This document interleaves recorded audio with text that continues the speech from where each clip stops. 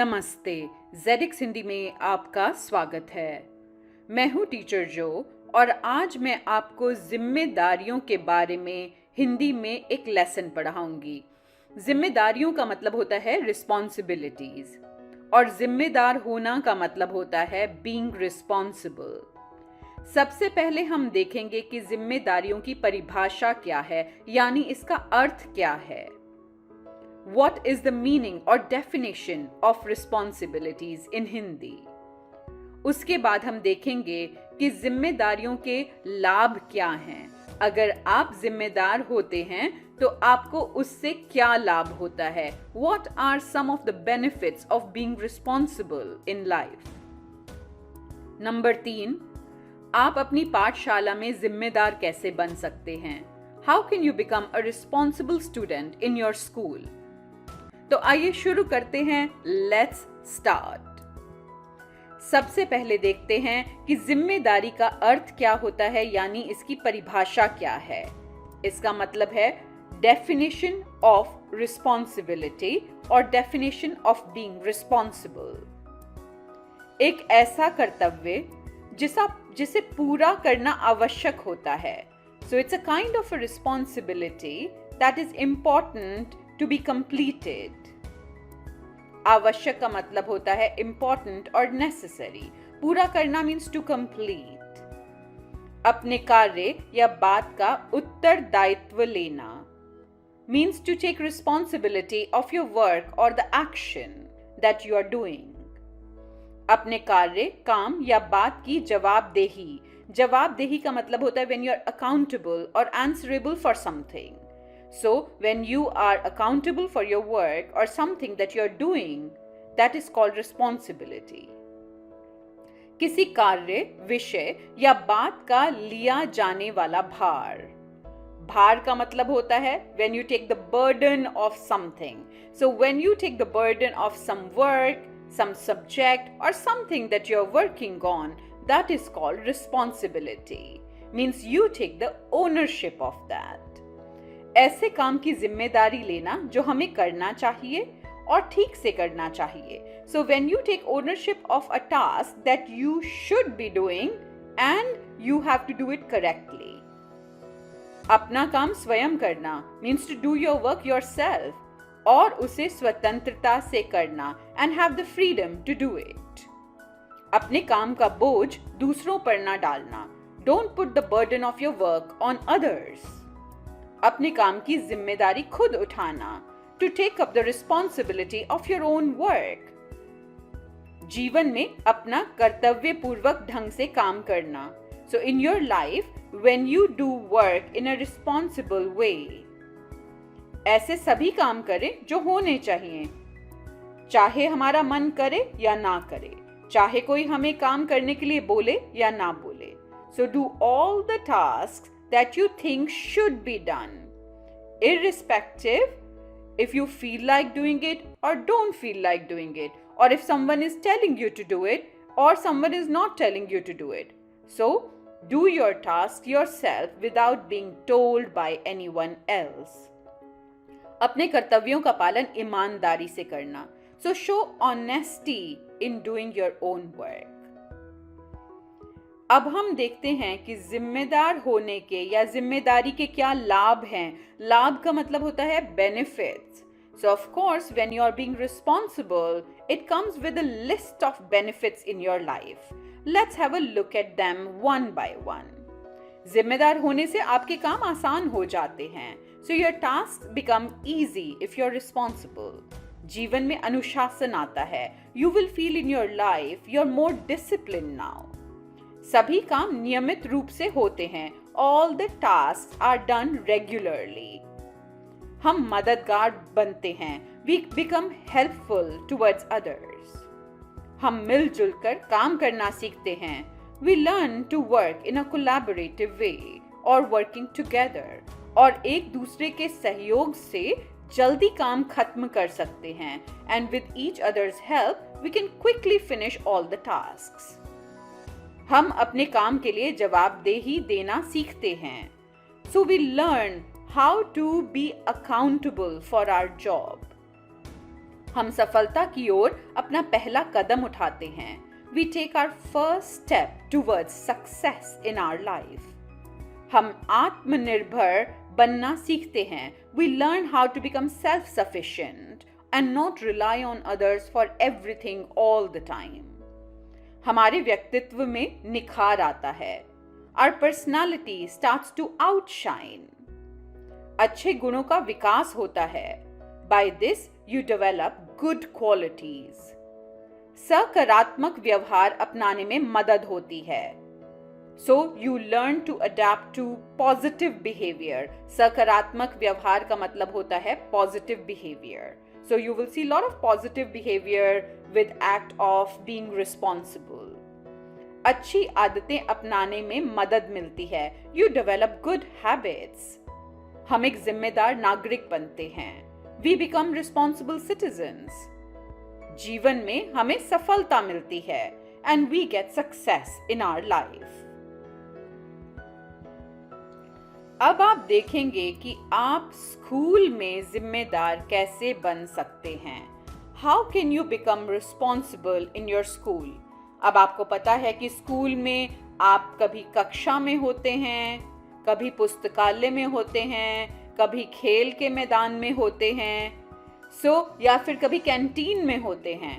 तो मैंने आपको इसमें कोशिश की है समझाने की कि हर जगह में आपको जिम्मेदार होने की कोशिश करनी चाहिए. So in school you will find yourself in the classroom, in the library, in the canteen, in the playground, and all these things comes with different kind of responsibilities.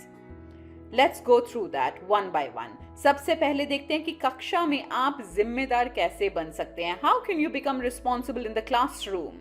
So pay attention to these things and that will make you more responsible.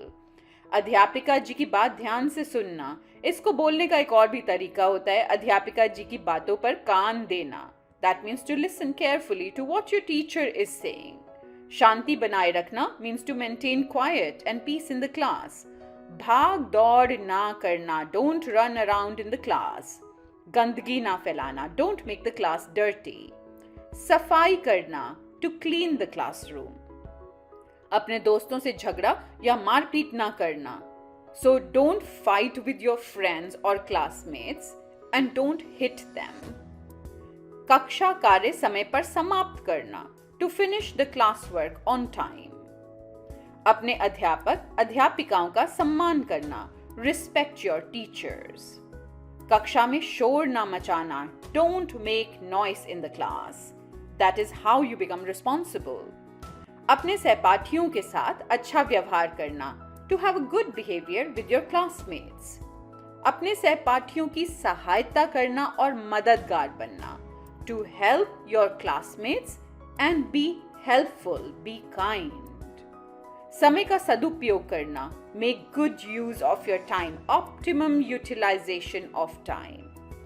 नियमित रूप से गृह कार्य करना. Do the homework regularly और उसे सही समय पर जमा करना. And submit it at the right time. एक दूसरे को सहयोग देना. Collaborate with others. Help others. गलत संगति में ना पड़ना. Don't be in the bad company ever. Take the responsibility of that. कक्षा समय सारिणी का पालन करना. व्हाट इज समय सारिणी? Means time table. So you should always follow the timetable of your class. एक दूसरे से भेदभाव ना करना.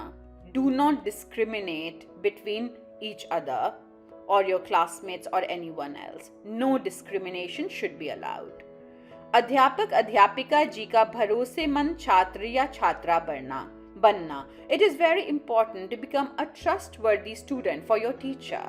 They should trust you for everything so that they can give you some responsibility and you can be accountable to them for the responsibility that is assigned to you.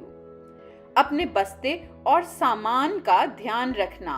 Look after your bag and all the stuff that you carry to your school और उन्हें ठीक से रखना and keep them at the proper place. किताबों को सुरक्षित रखना. Keep your books safe और उन्हें नष्ट ना करना. Do not destroy them. या उनमें से पन्ने ना फाड़ना. Don't tear off the pages from your books. अब हम देखते हैं कि आप स्कूल में जिम्मेदार कैसे बन सकते हैं पुस्तकालय में. How can you be responsible when you are in the library? शांति बनाए रखना, मेंटेन काम एंड क्वाइट। शोर न मचाना, डोंट मेक नॉइज। पुस्तकालय के नियमों का पालन करना, follow the rules and regulations of the library. जोर जोर से बातें ना करना, so when you are talking don't talk loudly. जोर जोर से या ऊंचे स्वर में ना हंसना, so don't laugh out loud. ऊंचा स्वर मीन्स हाई पिच और हाई वॉल्यूम। किताबों को उनके सही स्थान पर वापस रखना। Put the books at the right places at the designated places. किताबों के पन्ने ना फाड़ना, don't tear off the pages from the books, क्योंकि ये एक सार्वजनिक स्थान है। This is a public place, so all the students use it in the school, so don't tear off the pages, don't destroy the books. सख्त अनुशासन का पालन करना।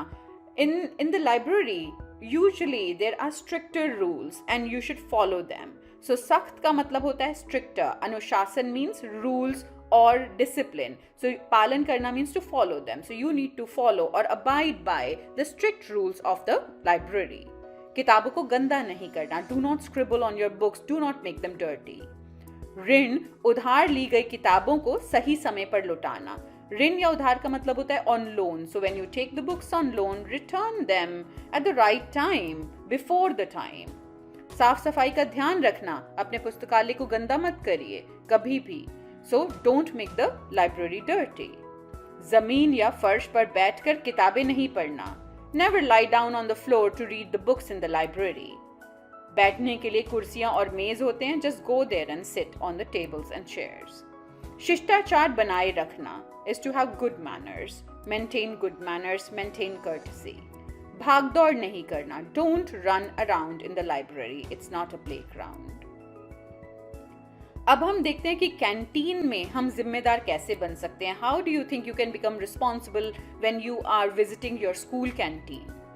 पौष्टिक भोजन का सेवन करना, टू हैव न्यूट्रिशियस फूड।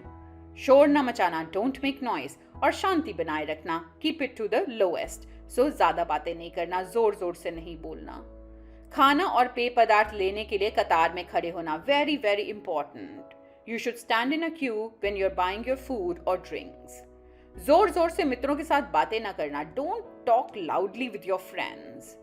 जोर जोर से ऊंचे स्वर में ना हंसना, don't laugh loudly in high volume. झूठे बर्तनों को टोकरी में या सही स्थान पर रखना, so keep the used utensils back to the right place और in the basket that's provided in the canteen.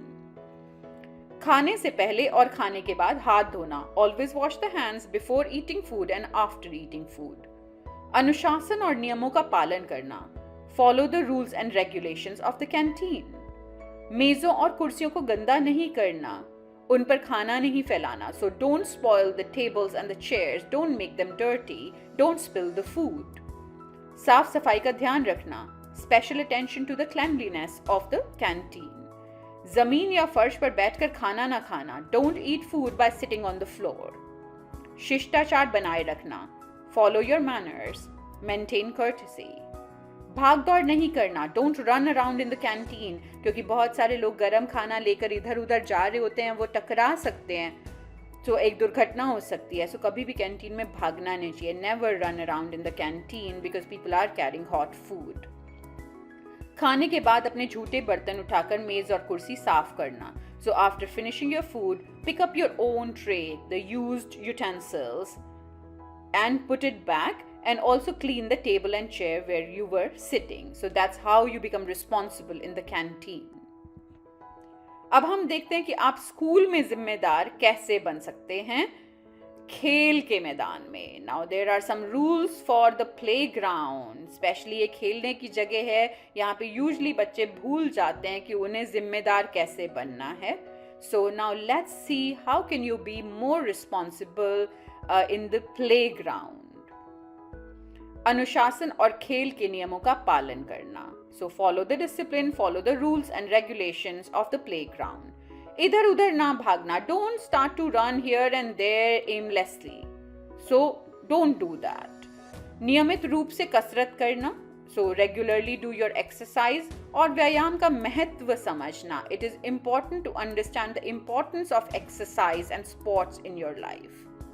अपने अध्यापक अध्यापिकाओं का सम्मान करना, रिस्पेक्ट योर इंस्ट्रक्टर्स।